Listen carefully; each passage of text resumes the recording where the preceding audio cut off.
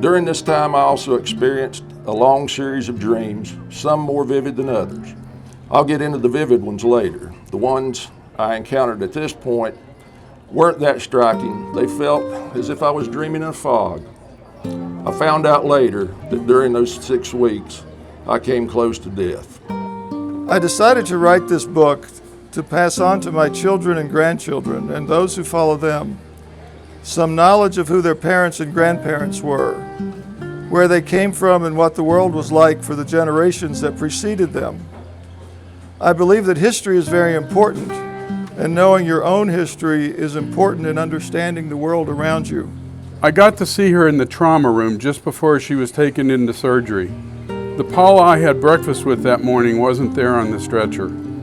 There were no outward signs of any serious injury. She just looked like she was in a very deep sleep. But my best friend and wife had retreated to somewhere deep inside that complex, wonderful brain of hers.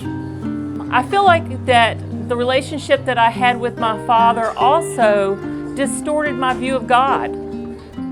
Dad built monolithic concrete domes for homes and commercial use, working for himself most of the time. No matter how magnificent they were, he was stressed about them. Dad was brilliant, but he was not good at business. We would have starved to death if it weren't for our grandparents sending checks when we had nothing. Earlier that day, the darkness slowly peeled away like an Indian virgin revealing her shoulders, scored by a symphony of slowly building gongs. People greeted their gods in the many temples around the town square, bringing plates of marigolds and other offerings. Well, thank you all. I really do appreciate it.